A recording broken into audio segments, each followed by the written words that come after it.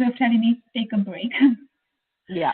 in a in a in a funny sort of way. But In yeah, a I know. funny sort of way. Yeah, it's like my message is quite clear that I mean things happen in life, but it's being your best friend sometimes is um, it's it's something you have to really remember in life because Yeah, if you forget yourself, you are not doing any good to anybody else actually. I exactly. remember But back, I was despite running around, I was so stressed out at some point as well, you know. mm, Yeah, so yeah, yeah, it's interesting, isn't it? How so you said you had a personal and a business tsunami in 2012, where you lost yes, everything, and how yes. did this influence your life? Well, it's the same as with you. It was a blessing in disguise. This is where I Mm. couldn't go any lower.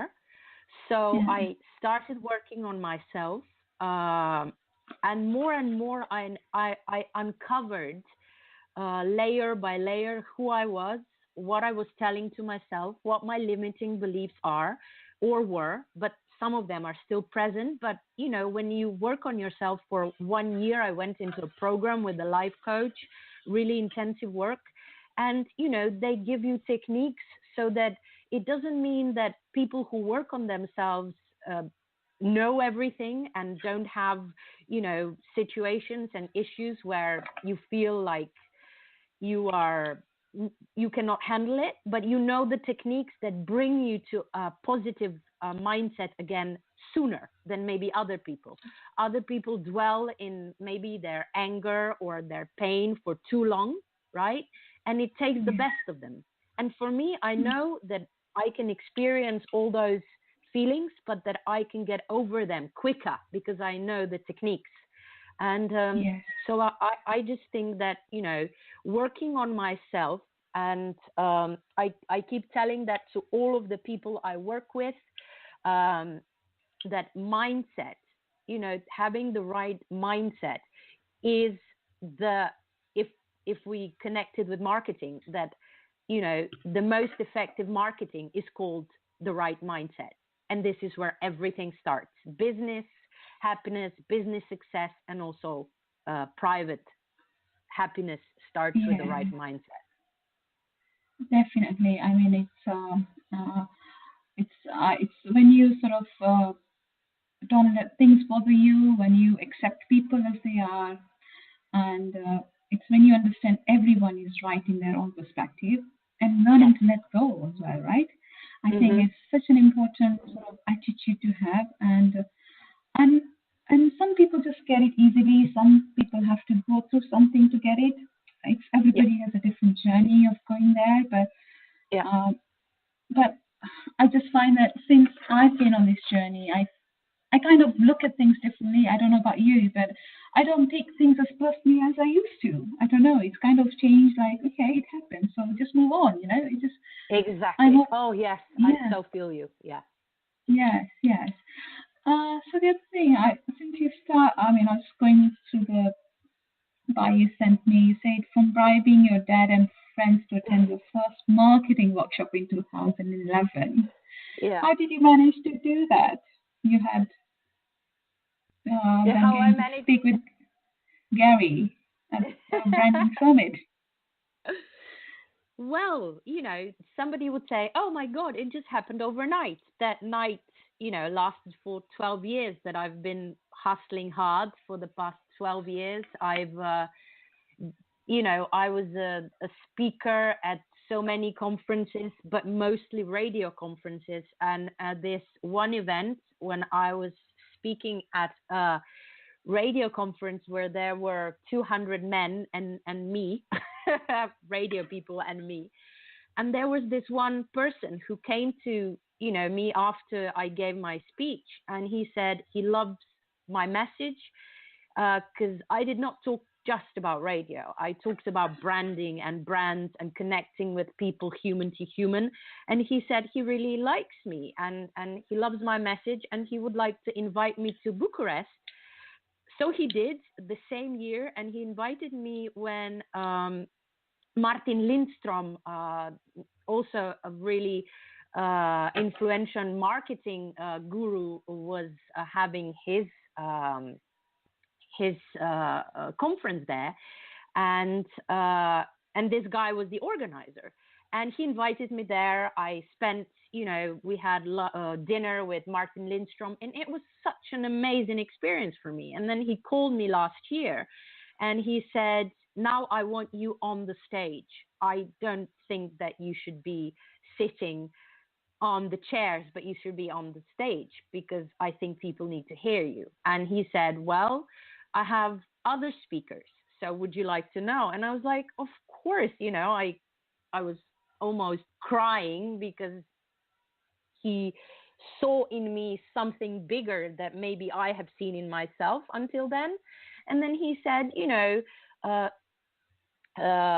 Gary Vaynerchuk is going to be there as well. And I was like, quiet.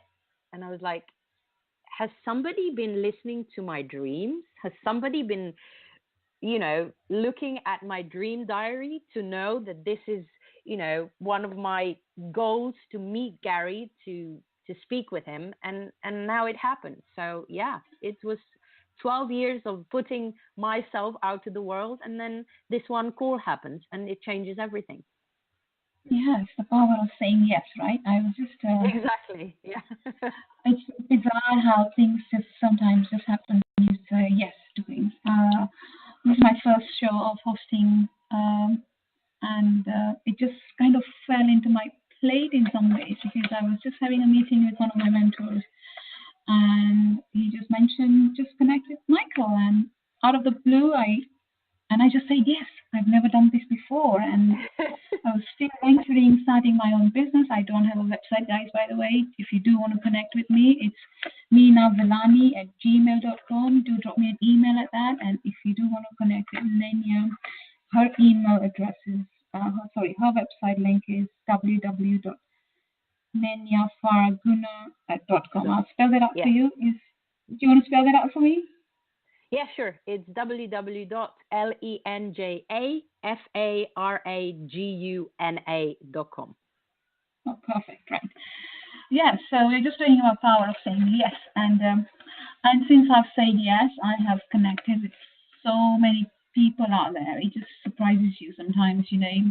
Just one taking that simple step sometimes can clear, take you to different directions, meeting you different people. Exactly. And I think that sometimes the biggest problem is ourselves rather than anybody else. Do you find that? Like, we are our worst enemy. Do you find that? Yeah, exactly. I do. Yeah. And we have all these excuses like, oh, I am scared. I don't know what's going to happen. But I know. But once you step out of that fear, things do fall into place. I think the clarity probably just comes with that as well. It's just, I think, so the whole idea is not to say yes blindly, but yes, do say yes to things, and miracles do happen. Yes, yeah. I truly believe that, and I truly also believe that fear. I was just reading the book by Elizabeth Gilbert, The Big Magic. I don't know if you've read it yet, but she talks about fear being as a companion that is needed for your creativity to boost. And I have realized, it was fear in a way, but in a good way, in a way where you can actually control it, like he is in the passenger seat, not in the driving seat. And if you put it in the passenger seat, and Elizabeth says, if you don't let the fear touch the radio or the GPS, but just let him sit there, he's fine, because you need it. Because if you have a little bit of fear, then you're not in your comfort zone anymore. And this was a big, big revelation for me, that people are in their comfort zone when they do not have fear, and they know everything what is about to happen, because everything feels so safe, right? And with with you saying yes to this series of interviews, and me saying yes to speaking in Bucharest, or saying yes to you, or writing to you, I would never do that. Even maybe half a year ago or a year ago, I would not dare say, I'm here, Mina, take me. This is what I can offer. and we instantly connected. And this is the magic that happens when you just say yes and not think about it too much. Yeah, I think as human beings, everybody experiences fear of failure, fear of success, fear of love, even heartbreaks.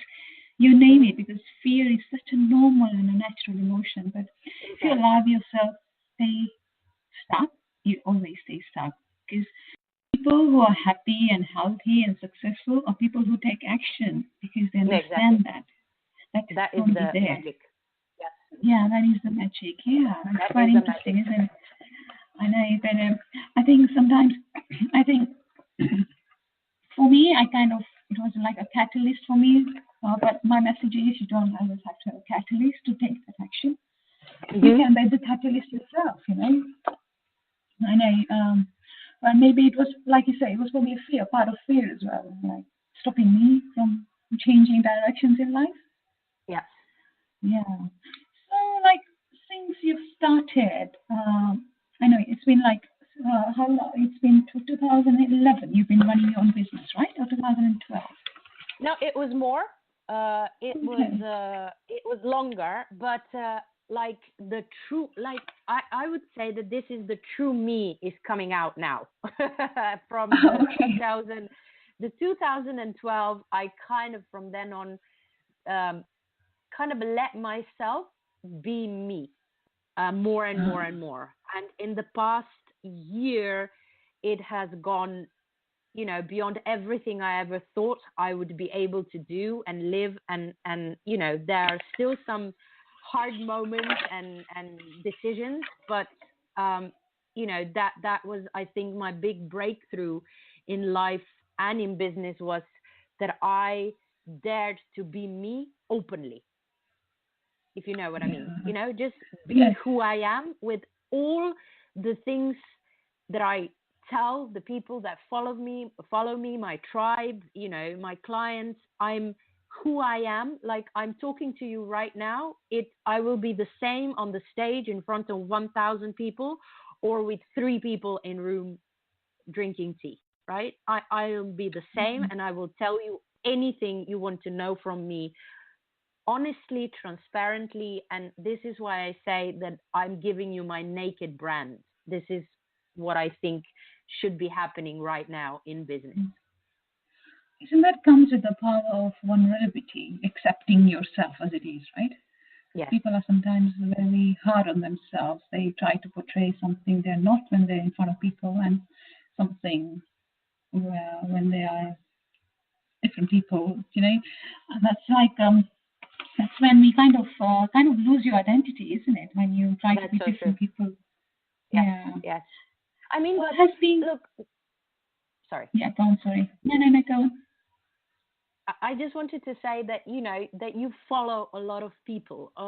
You read a lot of words, and sometimes you start copying them, but somehow you don't feel aligned with what you're really, you know, saying, and slowly you come alive and out as you, slower and slower. You know, some people will start reading other people and then kind of, you know, copy paste or mirror that person that you really like.